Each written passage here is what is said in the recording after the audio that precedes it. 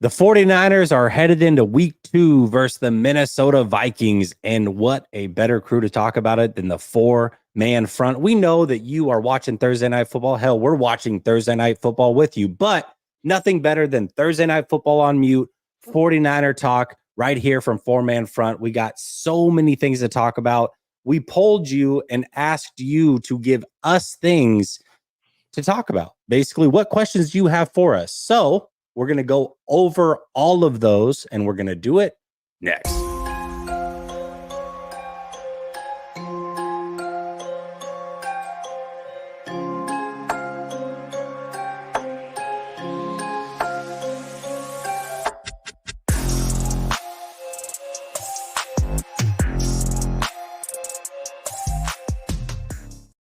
All right. Welcome back to Last Second Sports, where we are giving you our take down to the last second. You're tuned into the 4-man front, where I've got Coach, Ryan, Grant, and myself.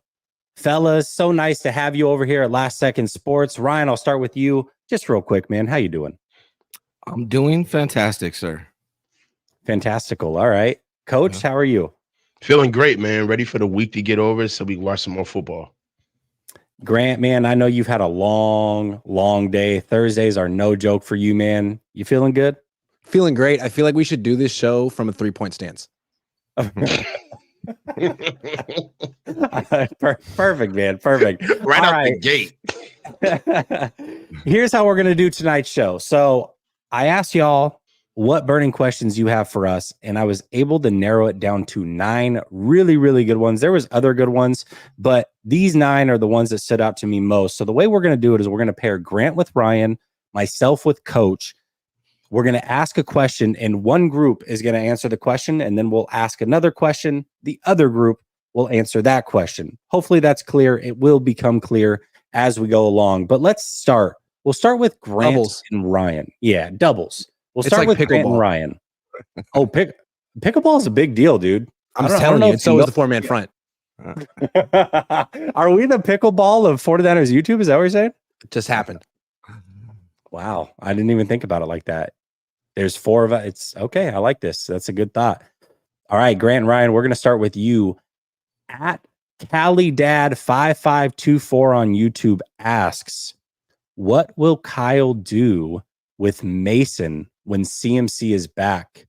And what should he do? Ryan, we'll start with you. What will Kyle do with Mason when CMC is back? And what should he do? Well, in prior years, I would say he would just put him right on the bench. But I think Mason has earned that spot. I think it's undeniable at this point that he's going to get some rotation, even when Christian McCaffrey comes back. So I think that's what he should do, and I think that's what he will do. How much, I'm not sure. I'm hoping it's close to 50-50, honestly. But we'll see. Well, I don't know. What do you think, Grant? Right, hold on real quick. Ryan, let's get down to the nitty-gritty. Let's say there's 35 running back touches in a game. How many of whether it's through the air or running, how many of those go to Jordan Mason, in your opinion, on average throughout the season when CMC is back? If there's 35, I would give at least 15 to Jordan Mason. Okay. And you think he'll do that? I'm hopeful. I feel like Jordan Mason has earned it. Yeah. Okay. All right, Grant, what do you think? Well, I feel like the question assumes that McCaffrey's going to come back like this never happened. And I'm not sure that's really what we're looking at right now. We're got a 28-year-old running back with Achilles tendonitis. This could be something that's like on again, off again all season. And some days are worse than others. And maybe some games he feels great and other ones. So I don't think they're going to shelve Mason, even though Kyle would. I mean, if in a fantasy world where Christian McCaffrey comes back and is able to regain where he was a year ago, then Mason goes on the shelf. Sorry. But I don't think that's what we're looking for. I think Mason's going to have to play a lot this year. Okay. So I'll ask you the same question. 35 touches are doled out to running backs when they're both back. How many of those do you think Kyle will actually give to Mason? I mean, and this year I wouldn't be surprised if there's an even split between the two, not because Mason is just as good as McCaffrey, but because they're trying to get McCaffrey to the playoffs. It's a long season and he has Achilles tendonitis. It's serious. Yeah, I agree with you. I hope that's the case. I don't know. I don't know. I don't know what Shanahan will do. I think those are great answers, but I actually have a better question for you. As great as that one was, Grant, Matt wants to know quick inflection point or optionality. What do you prefer? Well, I think I at least know what optionality means. I don't know what an inflection point means. An inflection Okay. point. I don't know. I'll think about it. I'll pray on Okay.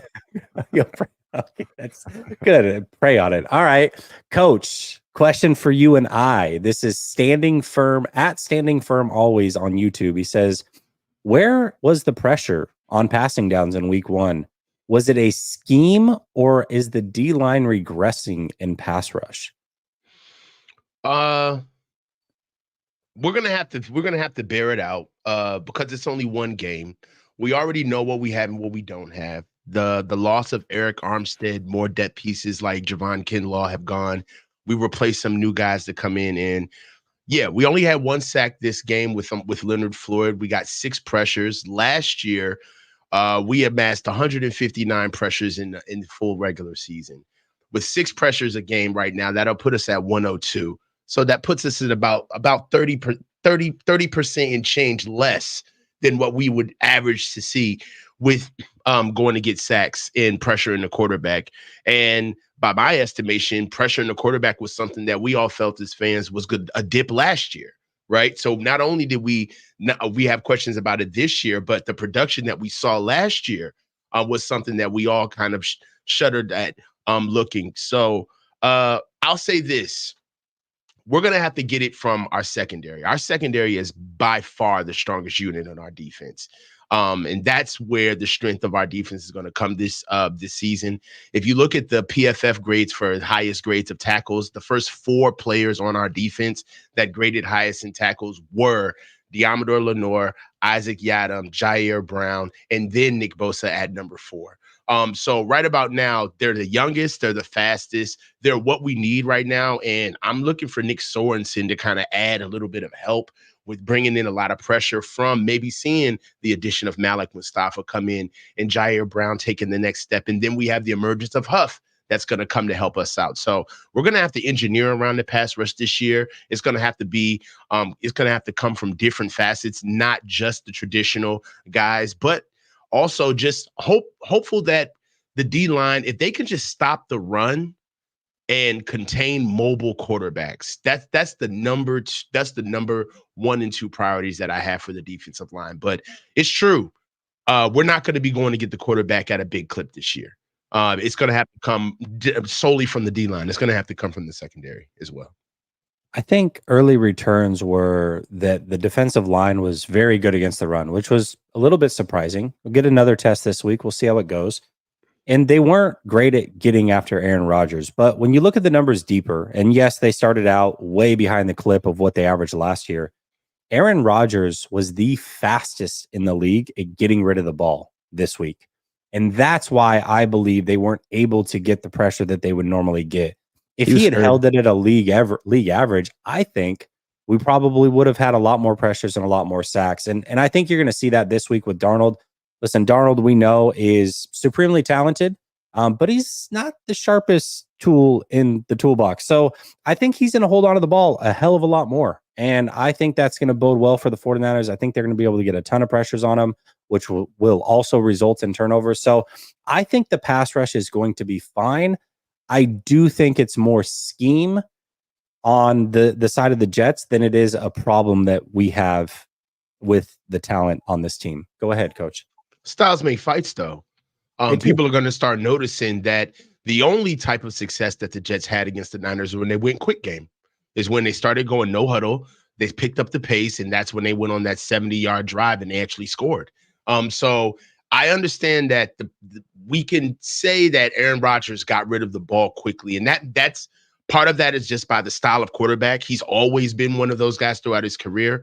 But also, you got to be honest, like you said it yourself, that was scheme, right? And people are going to start engineering that and understanding, like, hey, we can't let the Niners get a bead and set up and get all pretty and get their defense ready to just come tee off against us.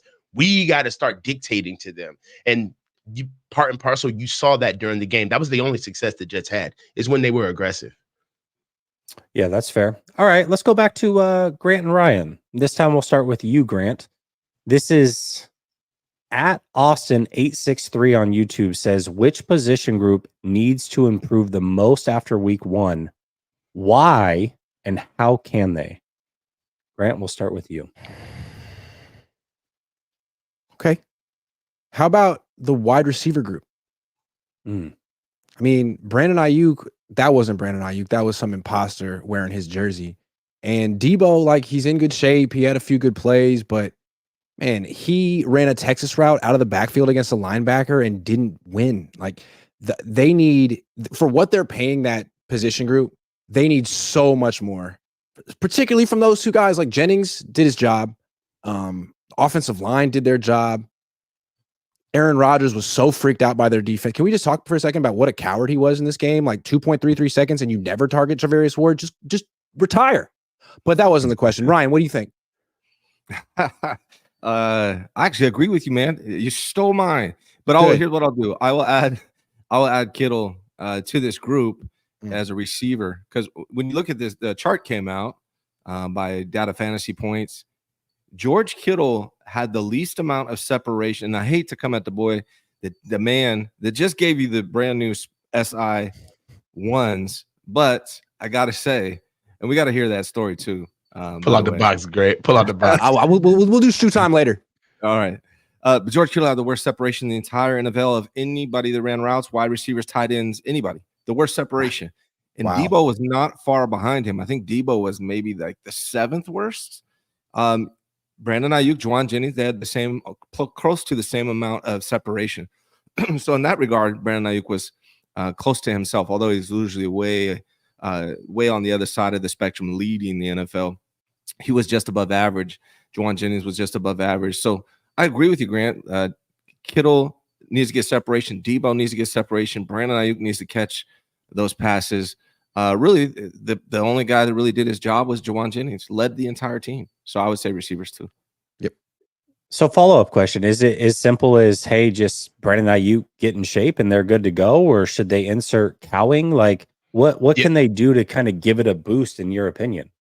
Well, what they need to do is, for one, just dial back the obsession with Debo a little bit would be a great start for Kyle Shanahan. Dial it back a little bit, spread it around, give Kittle more opportunities. And then, yes, I think Brandon Ayuk needs to just get a week or two under his belt and he'll start being himself. But yeah, I would like to see Jacob Cowing too. Yeah, I don't know if the answer is inserting a rookie. Like, they're spending so much money on 2 wide receivers who need to play better. It's on those 2 guys to play better. I mean, I don't think it should be a surprise that what we're seeing, like, Debo could be in the best shape ever. He's not going to be a good route runner. And Ayuk missed the whole offseason. It's going to take him a few weeks. So maybe there are other parts of the team that need to improve as well. It's just the Jets are so bad, they weren't able to expose it. The only reason that we're talking about the wide receivers is because they brought it on themselves. I mean, Ayuk just dropped a ball in the end zone. It was one of the best throws of Purdy's career, and he smoked it. And Peyton Manning got crazy, like, got upset about it. Can't really argue. So it's on them. Like, when you sign a contract that's worth $30 million a year, no excuses. And no one gives you a pat in the back when you play well. Like, people just notice when you have 28 yards. It's on him. Do you want to add something, Coach? I saw you raising your hand. Yeah, I agree. Kyle is obsessed with trying to, like, he's like getting Debo all of these looks, man. He just features him way too much. And it's getting to the point where I don't even think Debo can finish his breakfast. Like, the reps that he's being given are kind of outplaying his skill set. I mean, the biggest play that he had was the 25-yard run pass up the left side of the field. And I'm telling you, man, he had to really put the pedal to the metal to get up and going, man. He looks slow. I said it during my live stream. I said he doesn't look fast. He looks like he's a step off. And he's coming in the best shape of his life. So supposedly. So I do think that there's a silver lining to this, because eventually Kyle's going to have to by hook or crook get everybody involved in this offense. But it's only going to have to happen because Kyle is going to be in fear of the success of the season. He did it once. He did it in Washington during RG3's rookie year. He had to change his offense because he knew that his father was going to get fired. So we'll see. But there were signals of him at least leaning on the hot hand, which was actually good to see. I just think it's interesting that the Niners have like the most expensive group of weapons. And like George Kittle, no separation. Deebo Samuel, not a lot of separation. Brandon Ayuk, completely not engaged. Like Jordan Mason, great. Juwan Jennings, phenomenal. Like, Fire. Why are you spending all this money again? Why? But hey, God love him for keeping him. You know what? Kind of related to this conversation, Steve Young's conversation this week regarding that Kyle Shanahan has such a plug and play offense that Jordan Mason can step right in for Christian McCaffrey and do fantastic. And when he said that, what it made me think about was, why are we paying Christian? Why are we paying all these guys then? If that's the case, right? If they can just plug and play anybody, then weapons is probably not the priority. Especially running backs. Yeah. I mean, we talk about it all. Go ahead. I was just going to say, I think also what will help, and again, it's not an excuse because you're right. These guys are getting paid a lot of money, especially those receivers. They should be able to do it on their own. But when Christian McCaffrey's in the game, man, you got to account for him as a receiver as well. And maybe Mason will get there and he'll earn that respect. And I think he will over the course of the season if he has to play a ton. But when McCaffrey's there, those linebackers are constantly sucking up, which means those routes across the field, deep down the field, middle, whatever, that's always going to be open. And so for me, I think when CMC comes back, it helps fix it as well. Did you hear Brock Purdy talk about that today? I asked him. I said, well, how do defenses defend you differently without McCaffrey on the field? And he's like, well, like defenses all have like a package to stop him as a receiver. Like on third down, they're doubling him. And so it opens up things for, like you said, it opens up things for other players. So I thought it was interesting. I just think that that's fool's gold. I think that leans into more of what we've already seen, which is I don't think Kyle's responsible enough to have that type of weaponry on the field on a daily basis. He hasn't shown that he knows how to be balanced. I feel like some of the best things about his coaching on Monday night was how balanced he was, how the fact that he was forced to make the run game progress and grow. Even when he first started, the first 10 to 15 plays, the offense was sputtering because he tried to reverse, he tried to go play action 3 times within the first 20 plays of the game without establishing the run. He almost kind of just gave the ball to Jordan Mason and let him take the game over in a sense where it was really Jordan's show, and Kyle, we forgot that Kyle was there. I feel like having an actual run game where a defense is we're not second guessing on what we need to do on 3rd and 2.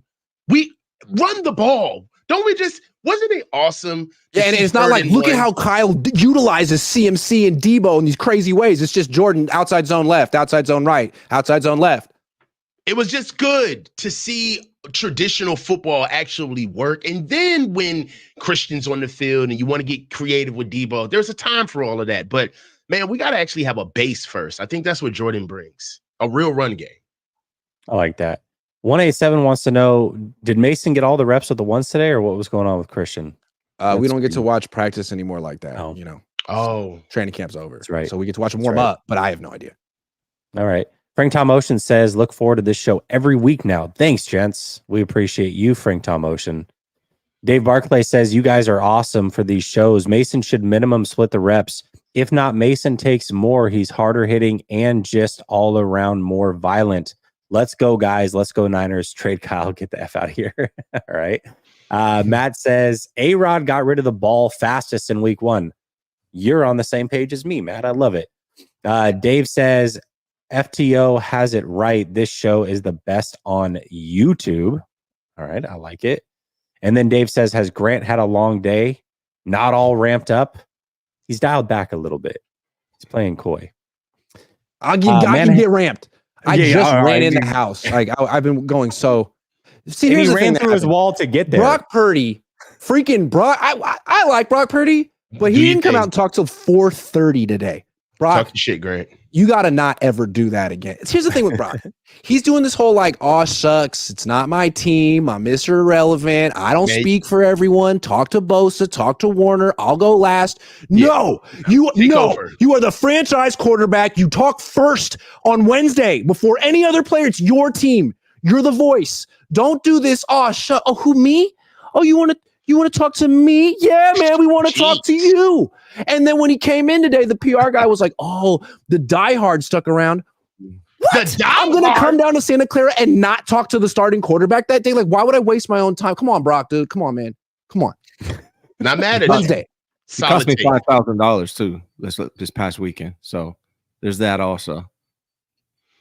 Love it. Manhattan John says, how do you guys feel about Kyle's ability to blend the play calling with Jordan Mason and anyone else, or will he continue to call plays like a broken 80s speak and spell? Hey. That was great, dude. We talked about it a little bit, Manhattan John. These guys are pretty optimistic that he's going to continue to split carries pretty evenly, but we'll see. Let me ask this question, though. Ask this quick question. Who would be more apt to handle a unbalanced split carry situation?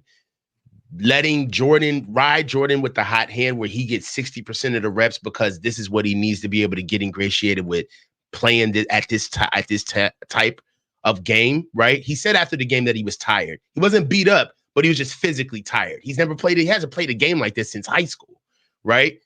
And let CMC come in, or try to force feed CMC as a starter, and then we only use Jordan Mason as like quote unquote a physical back.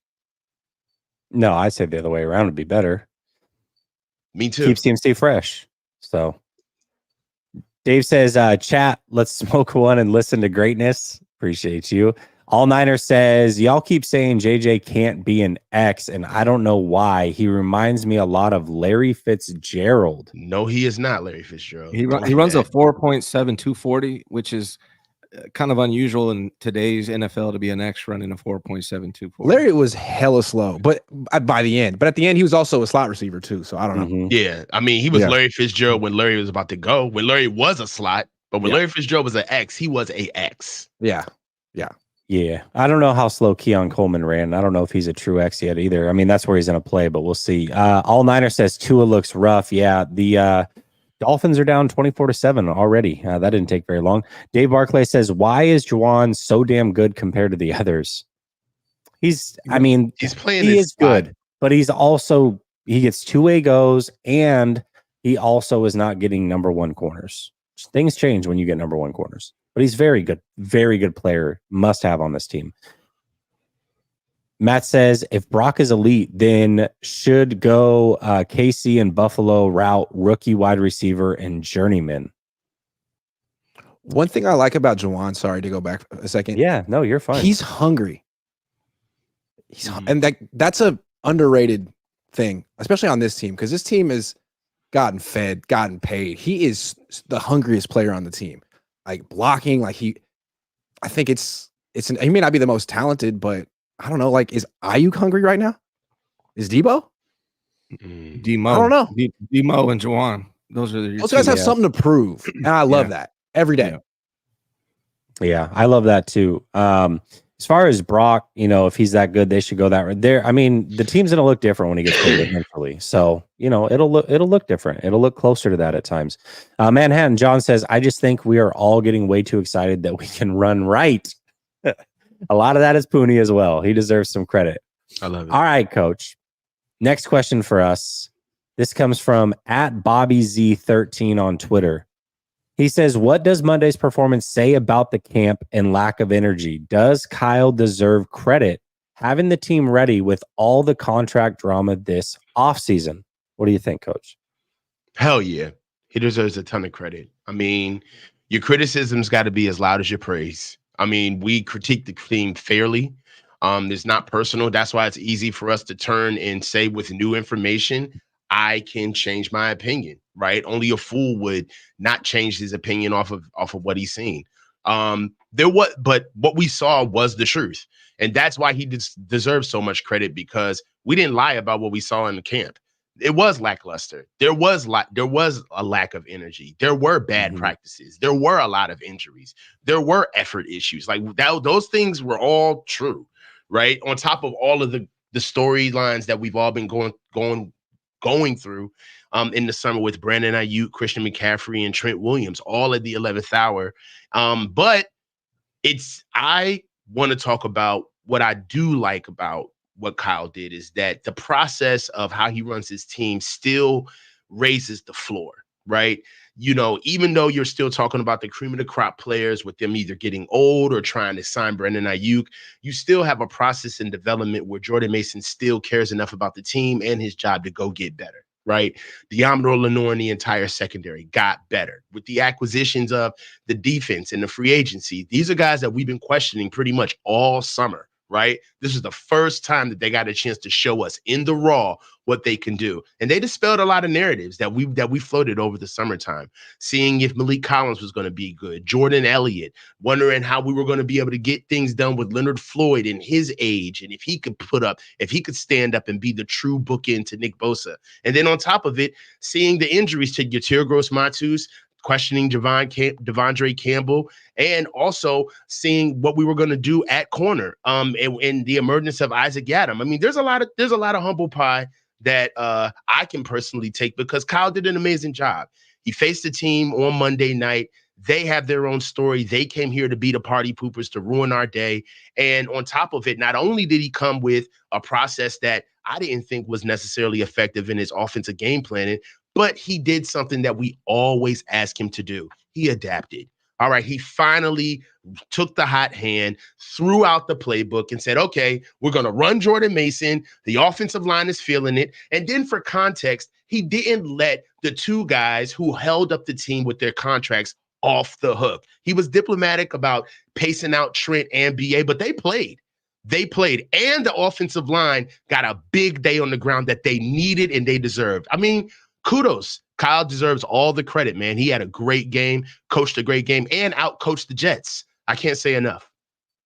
Yeah, I think that obviously we know that there was a lot of noise this even if you weren't at training camp, you know there was a lot of noise this offseason with all the contracts. There was a lot going on.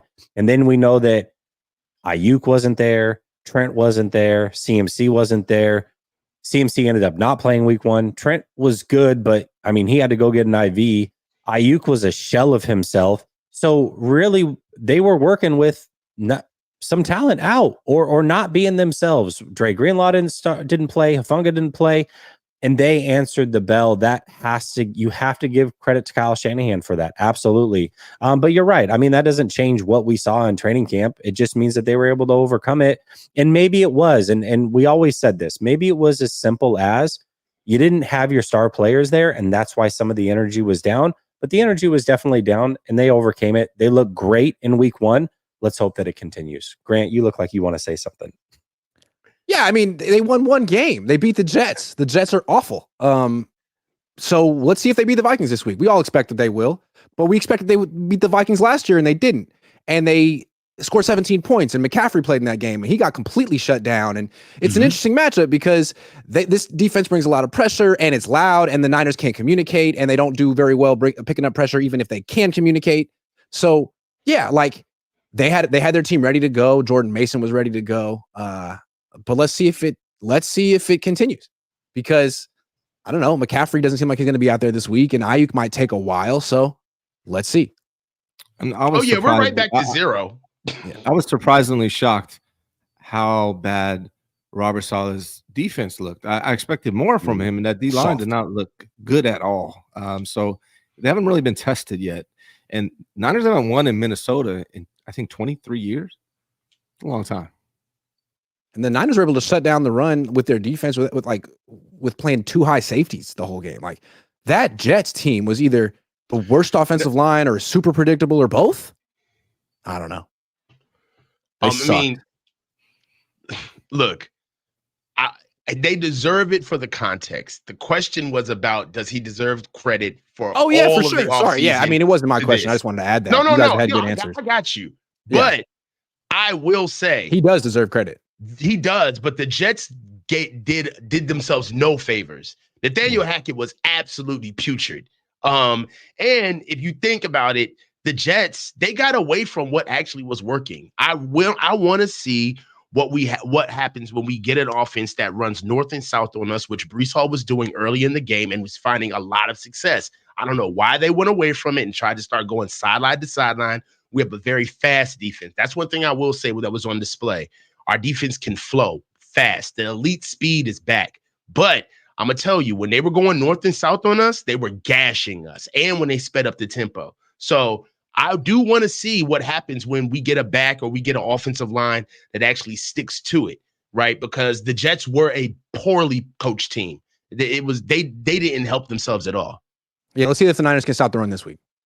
Yeah. I do want to see it again. All right, next question is for Grant and Ryan. Comes from at Slim Fit Kang on Twitter. He says, talk about the potential of this draft class. Can this be the best one in the Lynch-Shanahan era? Ryan, we'll start with you. Do you think this draft class can be the best one in the Lynch-Shanahan era? It could, but the reality is it definitely could. And I'm encouraged by this draft class. Malcolm Mustafa is a guy I wanted, excited about him. The only player we've seen, though, is Dominic Pooney. Like, that's the only player that we have seen in a regular season game yet. So could it be the best draft class? It could definitely be. And I'm excited about this draft class, but we still need to see Ricky. We need to see Renardo. We need to see Malik in there. We need to see Bethune. Like, all of these guys still haven't played. Isaac Carindo.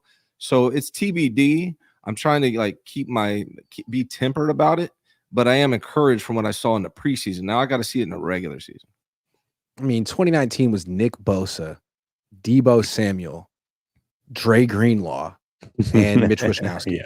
Yeah. Like, that's going to be tough to beat. Maybe you can. I'm not saying it can't, but maybe it'll be the second best. Pooney is a hell of a pick. Maybe it's their best third-round pick since Fred Warner? 2018? Maybe it's a little early to say that, but yeah, it looks like a really nice draft. Right now, we know they have one really good starter from this draft. That's nice. Maybe Mustafa becomes one. Maybe Green becomes one. Maybe Cowing or Pearsall, but for sure, one really good starting guard. Kind of puts it on par with the 2018 draft right now. That was the Fred Warner draft, or the 2017 draft. That's the George Kittle draft, something like that. I mean, at least we know it's on par with that right now. Yeah. And you got a good offensive lineman. It could end up being the best draft. It's just you can't say that yet. Does that it has a potential to, sure. It's definitely better than 2021 and 2022. Yes, for sure. Not even close. But all we've seen is Pooney. So we got to see these guys. Give it 2 or 3 years, we'll know. Dave Barclay says, I'm with Ryan this year. Demo and JJ are on it.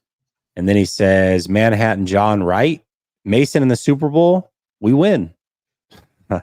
Yeah, maybe. Marcus Mason says, how long has been 32 years? That's wild. Is this diet a must-win game? Seems like an easy feather in the hat for Kyle or a huge letdown. Yeah, Minnesota, they haven't won in 32 years. Although 32. I don't know what it could. I don't know. Whatever it is, it's a lot. But I think overall it's like 8 games or something like that, 8-9 games. So it's not like they play them every year and can't win there, but it is a thing, and they lost there last year. So Dave Barclay says, I bet $1,000 we beat Minnesota Steve Young. Nice. All Niner says, do you guys feel like the Niners position coaches have a lot more say in the scheme than other teams? Ooh. Go ahead, Coach. You got something. I would say so. Kyle's more of because he's so hands-on with the offensive coordinator position.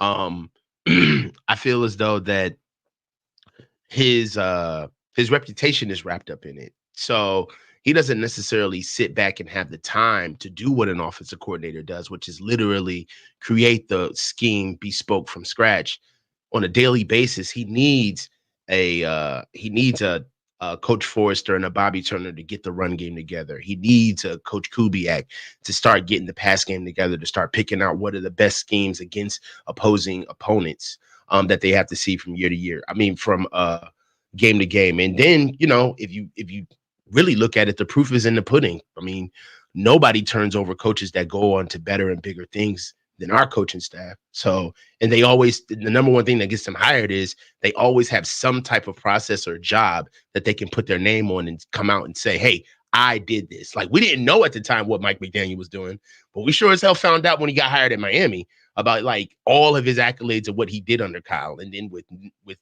Saleh and D'Amico. So yeah. I think that Kyle does an amazing job at empowering those around him. Dave Barclay says, is Marcus Mason actually Jordan Mason? Who's Marcus Mason? In the chat. He's in the chat. Oh, okay. Matt says, would have been nice to have drafted Zach Frazier. Yeah, I would have taken a center for sure. We're going to take a 60-second break and hear a little word about our sponsor real quick. Let me tell you about my friends over at Green Gridiron. I know you've seen this sick custom helmet sitting behind me here. Ooh, look at that baby. Down to the last second.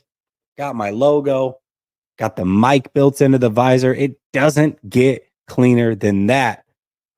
They can make custom helmets of any size, whether you want to do something for your business, something for personal use.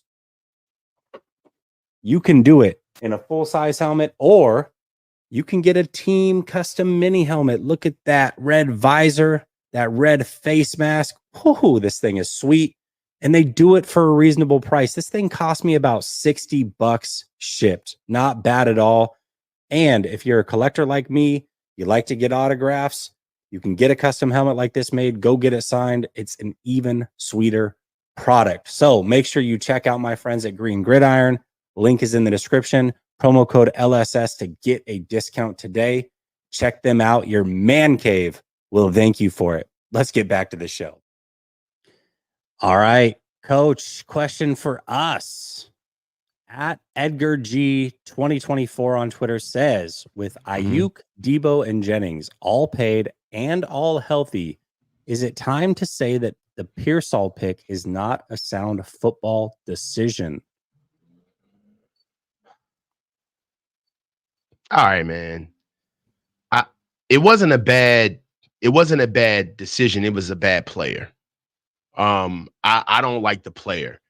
The decision to move in to go get a receiver, because essentially, if you get the player that you want, that means in my eyes, you've moved on from either Debo Samuel or Brandon Ayuk, primarily Brandon Ayuk. And with the assets around that, we get the receiver we want, but we also use some of those assets to get a tackle that we need. I mean, I really feel like it's not the fact that they went to go, their process is that they did it half-assed. They didn't follow through. Right. And that's why we can pick it apart, because it was a cluster. So no, I don't necessarily think that with them healthy, it's time to admit that it was a bad decision. But the guy that they got for it, it almost kind of screamed that they weren't as serious as they thought they were. I mean, if you're serious about replacing Brandon Ayuk, you go get Xavier Worthy, or you go get Leggett, or you go get a Donnie Mitchell. Like, you go get a guy that actually like has some teeth. Like, it shows like, oh wow, Niners went to go get a guy like Brandon. What are we gonna do here? Like, I'd love to have that problem than a guy where, I don't want to, we understand what his current situation is right now, and I wish him a speedy recovery. But notwithstanding just the pure player, I don't see a lot of there. So yeah, that's how I feel about it. Yeah, I never had an issue with Pearsall as a player. To me, it was an issue for two reasons. One, I thought they would take a receiver in round 1 or 2. That was my bold prediction going into the draft. But for me, the biggest issue really is the timeline of Pearsall. It never lined up for me. You're drafting a player who's 24 this year, which means best case scenario, he's 25 when he actually gets to play a lot of football, which is next year. And then at the end of that contract, that 5 years, assuming you pick up the 5th-year option, you're not re-signing him to a second deal because he'll be 29 years old. You're not paying a 29-year-old a 4-year deal of big money. You're just not going to do it. So to me, the timeline never made sense. And then as soon as you draft him, you re-sign Jawan Jennings. I thought Pearsall would be best as a slot receiver. Jawan Jennings is a really good slot receiver, and now you've extended him. So to me, it was about the timeline. Now, maybe Debo's still gone next year. I know a lot of people say, oh, it's not possible. But they did this with Eric Armstead. They did rework his deal and got rid of him a year later. So Debo is not necessarily going to stay here just because he reworked his deal. And at that point, if Pearsall plays and is good, no issue with it. I don't think Pearsall's a bad player. I do think it was a slight reach as far as other receiver talent.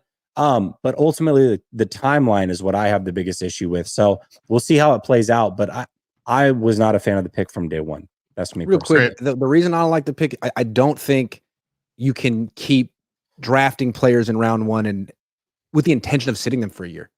If you draft a guy, then you play him in round one. And that's what they did with Trey Lance. I don't like this, like, well, we're going to need a wide receiver next year, maybe. So let's take a guy now, rest him, have him do nothing for a year, and then he'll be like, don't do that. That's why you mess up your first round picks. You have to actually play them. So take a guy that can start or trade out. I mean, all of the guys who ended up making it here, we know the process of the Niners. It's either you play right away, you get shelved. If you don't do anything after you get shelved, you get moved. That's the story of this regime, right? And you don't get a lot of time.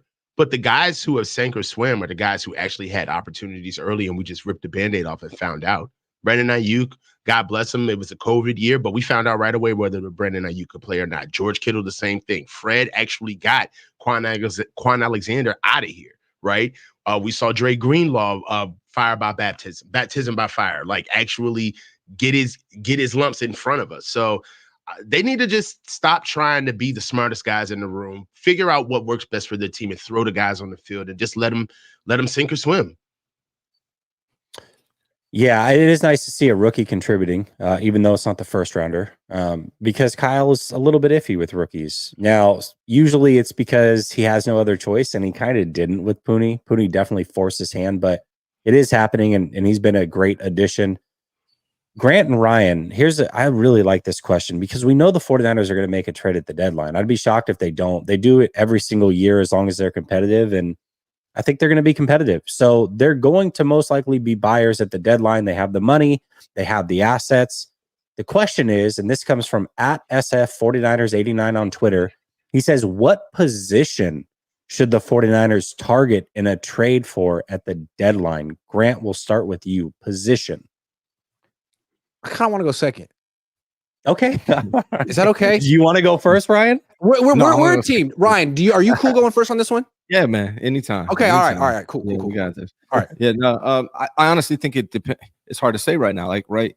Naturally, we think the weakness on this team is right tackle, but you can't just trade for a right tackle in the middle of the season, especially in this offense, in my opinion.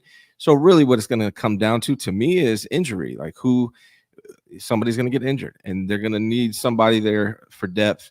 If not to start. So I think that's the decision. Now, if there's no injury issues where they need to go after somebody, then just find the best player available that could help you win the Super Bowl, whatever that is. I don't have a specific position because there's no, like, Greenlaw's coming back. I'd say linebacker, but Greenlaw's coming back. I'd say tackler, center, but you can't really do that.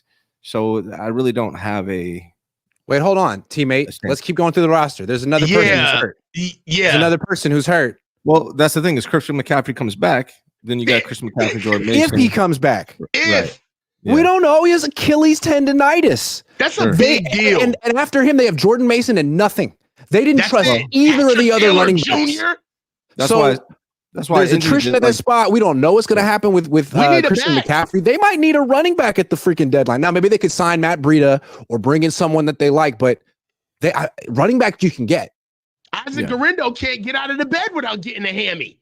Like, it is what it is. I mean, well, that's what I mean, though. Like, we'll see, right? Like, trade deadline is what, week 9? Week. Yeah. I think I'm just saying, like, you could get a starting running back for like a 5th round pick, and he's cheap. Sure. Yeah. And you wouldn't have to necessarily start him. He could be someone who rotates with Jordan Mason or Jordan Mason and Christian McCaffrey, but we really have no idea. The Niners are like, oh yeah, he's limited, he's day to day. Like, we have no idea what this season's going to look like for Christian or the rest of his career. Here's the scary thing. And we only have one either. Here's the scary thing. We only have one right now. So knock on wood, Jordan Mason gets injured. That's when you're in a big mess. Yeah. Edge ain't over either. Yatir Gross-Matos is still not back. Right. And he actually, I don't know what happened, but there was supposed to be a reevaluation of his knee a couple of days ago. And Kyle, he's never going to commit to saying that they didn't like what they saw. But obviously they didn't, because he didn't get upgraded. So we still got issues at edge. It's hard to trade for an offensive lineman because no team is trying to lose continuity on their offensive line. They're not. If you get an old lineman in the middle of the season, he's trash. You just got to put, or some team is having a fire sale because they're tanking. Yeah. Yeah, And and that's a crapshoot. That's not happening yet. Yeah. you'd be getting an old offensive lineman at that, and that's rare because even teams that are tanking, if they have young offensive linemen, they're not getting rid of them. Here's another one. Can I throw in another one? Yeah, of course. A legit tight end too that we've been wanting for a long time. That's right? good. Or somebody to. I actually thought Sober was pretty good at blocking, but as like a receiving threat, someone who can get open and catch passes, that'd be money. Yeah. I agree with that. Sober was a good blocker though. Did you guys see the same thing? I thought he was blocking well. Yeah. However, very well. Yes. Good. Okay. Very well. But yeah, a receiver would be nice. Dave Barclay says, G is right, Grant. This wait a year thing isn't it anymore. Yeah, these teams are having rookies contribute big time. Good teams. That's what second and third round picks are for. First round pick, you're playing the guy or you're not making the pick. None of this like red shirt stuff. Unless it's a quarterback that you took with like the 30th pick. Dave says, like and subscribe to all these guys, chat. Appreciate you, Dave. Very, very much. Sal says, that's my Michelle. Is that a Shannon Sharp reference? Oh my gosh.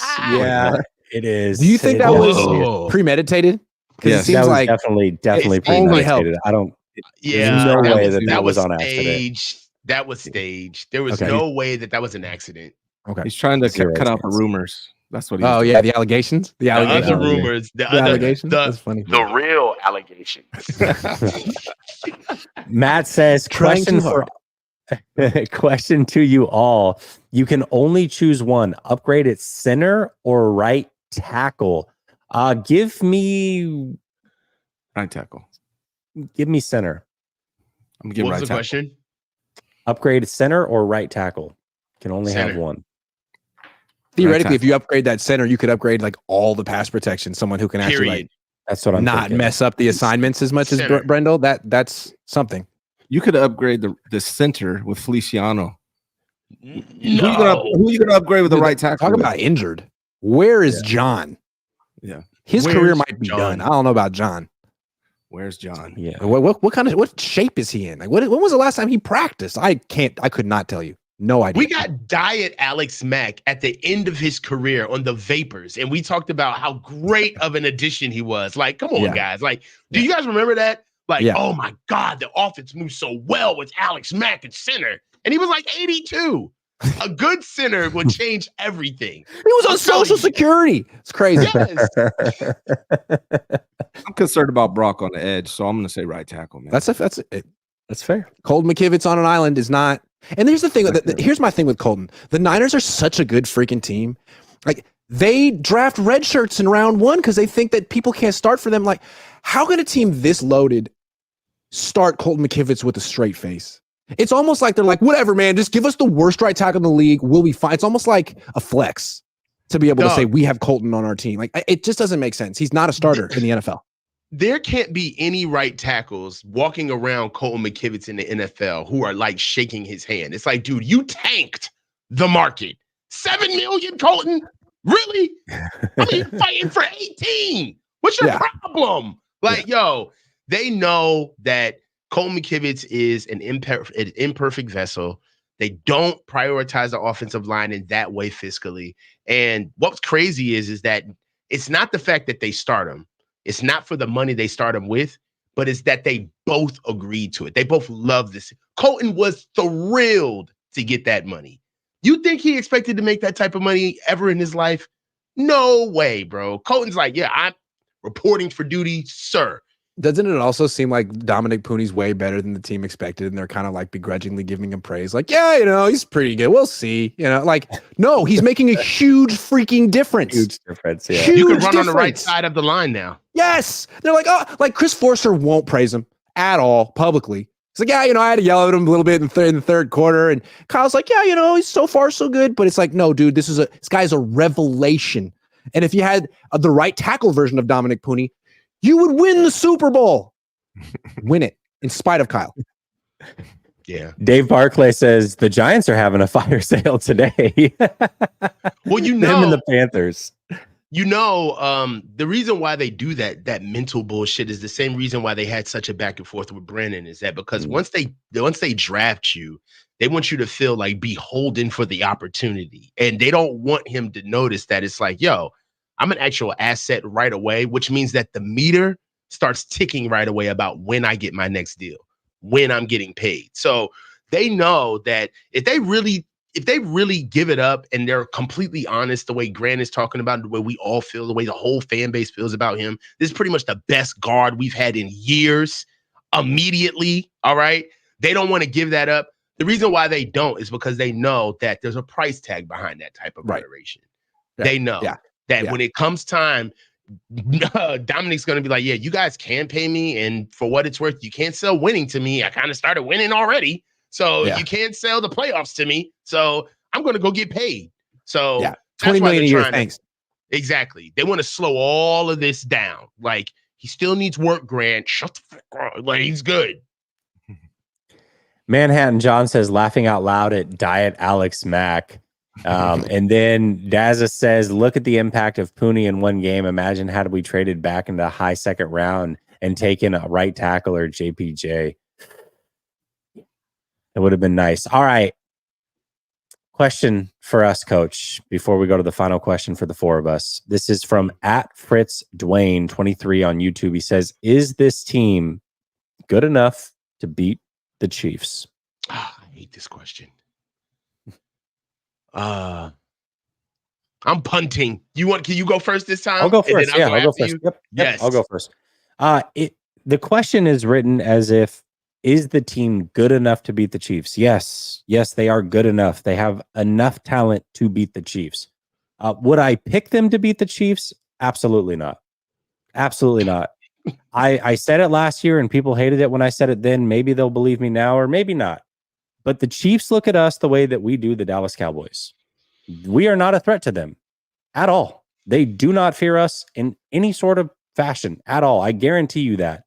So what the 49ers need to do, much like Dallas had to do last year, and we saw how that turned out, they have to beat the Chiefs in the regular season. Not because all of a sudden the Chiefs will have fear in their eyes when they face the 49ers, because they'll still be confident if that matchup arises in the Super Bowl. But because if the 49ers don't beat the Chiefs, they have zero chance of beating them in the Super Bowl. Zero. I'm letting you know right now, if that is the matchup and they lose in the regular season, where is the confidence coming from? Nowhere. So they have to win in the regular season. Do they have the talent? Yes, they have the talent. Would I pick them? No, I would not pick them. Not after last year. No way. Go ahead, Coach. Oh, man. And what happened to the Eagles season after they beat the Chiefs last year was so great. They took that victory lap. Like, we did it. We proved we're better than you. Like, you're never going to win again. Can I just say, how crazy it's worth? Go ahead. No, how crazy would it be if we lost to the Cowboys and beat the Chiefs? Great. I'll take it. Please beat the Chiefs. I would take that. I don't care about losing to the Cowboys. Please. But for what it's worth, I will say this. It's like twice a day. Finally they got one. I wouldn't care. Yeah, that's what the Chiefs fans would say about us. But here's what I'll say. For what it's worth, as great as the 49ers looked, and they looked like the best team in the NFC, which is awesome. There's one team that looked better than them week one. The Kansas City Chiefs. Go ahead, Coach. Did we not say that on the phone? I was like, they look better than them. It's like, it's kind of funny that everybody's saying that we look like the best team in the NFL, but I saw one team that looked better than us. It was the Chiefs. They were playing arguably still a top 5 team in this league in the Ravens. And they did it against, the Ravens. No, man. They got some demons to exercise. At this stage, you know how we used to we always like to lay it at the feet of Kyle, which is, it's the right thing to do. And quite frankly, it's the fun thing to do, right? Kyle is an easy mark, but it's the players now. It's not just Kyle. How these guys operated themselves throughout the offseason. You really didn't hear anybody necessarily pushing that they want to get ready for the Super Bowl or they're trying to get back. These guys spent the offseason trying to get paid, missing all of training camp, not necessarily having the effort that they needed to have throughout the offseason. And for what it's worth, I feel like if they do beat the Chiefs, then I feel they're going to have to give it all up. You know, they're going to have to empty the tank to beat the Chiefs. It's going to have to be almost kind of like a spiritual movement. Because they faced them so many times. It's not even about who's better or worse. It really isn't at this stage. You guys know each other. Everybody knows each other. The coaching staffs knows each other. I know we have wrinkles and things change. I get that. But at this stage of the game, you can't be the 49ers and say that you don't at least feel a little bit of this stuff is like mental, right? Like, man, these guys like really got our number. And it's not even from a situation of, oh, we caught them on a good day or they caught us on a bad day. It's like every situation they win, right? Regular season, they win. Down in the Super Bowl, they win. At their worst, with the least weapons they have, they win. So it's the only team that seems to be able to expose not only the fact that we can't beat them, but a lot of the things that we talk about throughout the season, a lot of that stuff comes to rear its ugly head when we play the Chiefs. And for what it's worth, they're not bashful about it. They let us know. They let us know that they own us. So, I can't say that something will happen that I've never seen before. That's the thing. We've never beaten the Chiefs in this regime. Not in the regular season, not in the playoffs, not in the Super Bowl, right? So it is what it is, man. Yeah. Let's see. We've got Matt McEwen says, how about Burford at left guard? Yeah, is that a thing this week? I like that. I hope that's a thing. Because Banks is hurt. Was he there today, Grant? Banks? He was out there. Yes. I don't know if he was. Oh. Let me look at the practice thing. While you're doing that, Keith Murphy says, grew up in the 90s, care about losing to Dallas. Yeah, I don't want to lose. He was limited today. Limited. He was limited. Okay. Yep. So maybe he plays, maybe he doesn't. Okay. Keith says, and the Chiefs beat us in overtime. We beat Dallas 42-10, not the same. Right. Okay. So do you genuinely think in your heart that the Chiefs, we strike fear in the Chiefs? Because we don't. A win's a win. Dave A loss is a loss. I don't care what the score was. Yeah, twice in the biggest moment. And that was a team that was not as talented as they are this year. They knew that was the year to get them. Chiefs knew it too.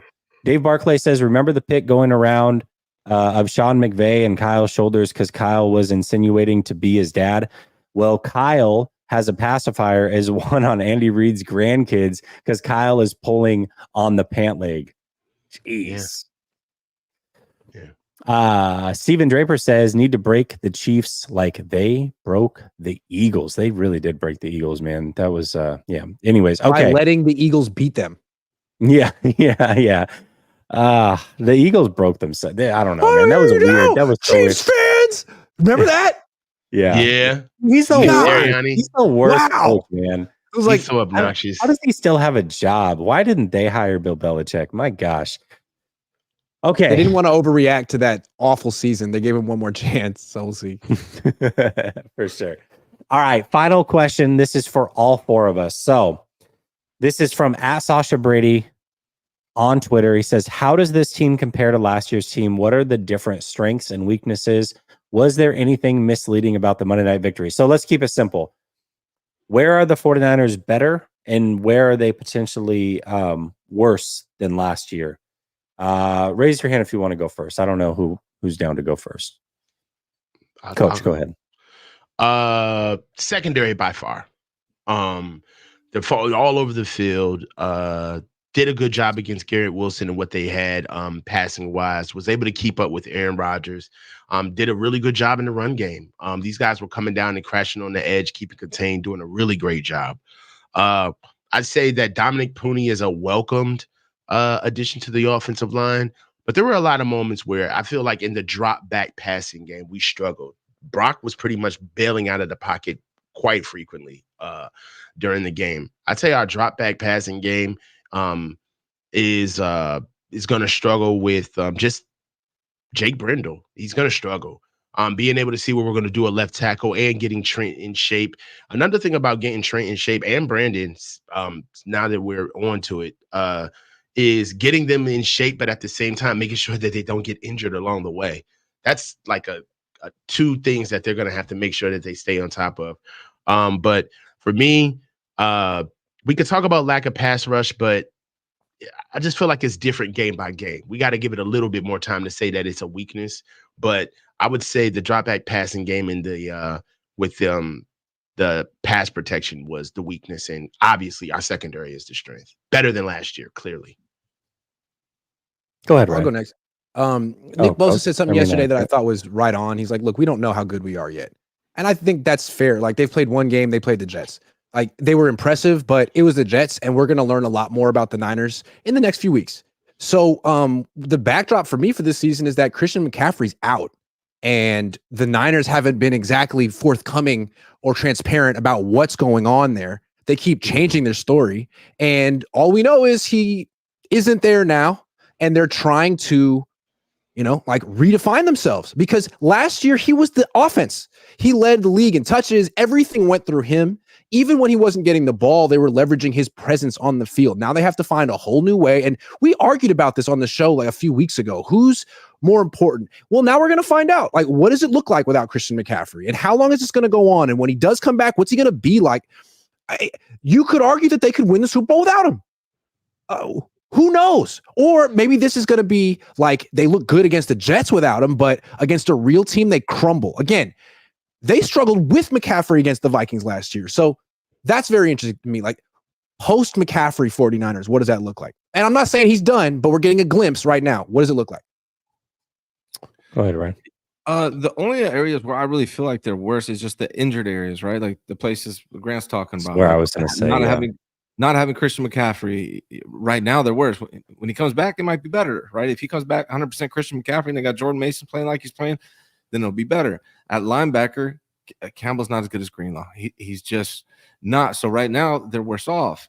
When he comes back, possibly could be better. And then the other area where I would say that they're lacking right now is pass rush depth. I actually like the pass rush. I just think they need one or two more dudes that could step in. Other than that, I feel like they're better in most places, but it's early. Also, don't forget Elijah Mitchell's on IR. That's another one. Yeah. Yep. It's another one. So they have no depth at running back. It's Jordan Mason. And if he gets hurt, they're in trouble against the Vikings. If he sprains his ankle in the first play of the game, what are they going to do? Isaac G. And then you get to sing Garindo after the show. Garindo. I would look forward to that. Be nice. That'd be awesome. The only issue I have and it's injuries, and it's not something they can control. I mean, talent for talent, it's there. They might be better in most places, but you don't know what Hufanga looks like when he comes back. You don't know what Greenlaw. These are serious injuries. We're talking about an Achilles and an ACL. You don't know what CMC, also an Achilles, looks like. So if all of these guys are slightly worse, that's it right there. I mean, your depth is only as good as those guys when they come back. The assumption is, they're the same name, so they're going to be the same player. That's not necessarily the case. The name's the same, but the player isn't necessarily the same a year later coming off of serious injury. Keith Murphy, the unbeaten, says this iteration of San Francisco has only played the Chiefs once. I don't think we put fear in KC. They're back-to-back champs. You mean the iteration with Brock Purdy, right? But as far as really, this iteration hasn't played the Chiefs at all because every year is a different year. But that Chiefs team was demonstrably worse than they were in 2019, and they still couldn't beat them. And they had the better quarterback this time around. I don't know, man. Dre Day, let's talk about this, Grant. Let's see these shoes. Yeah. Okay, so here's what I've learned about these shoes. So George Kittle bought them. Hold on. Grant, take them out the box. Just take them out the box. You can touch them. Sorry. You're good. There you go. Just hold the shoe.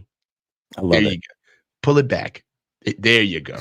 Put it to the side. Rotate it. All right. So George Kittle bought it. It was customized. As you see, that there's a Sports Illustrated emblem on the thing, and it was customized by a guy named the Shoe Surgeon, who's like the most famous shoe customizer in the world, and he's from Santa Rosa. So thank you to, and it wasn't just for me. Like, all the beat writers got one.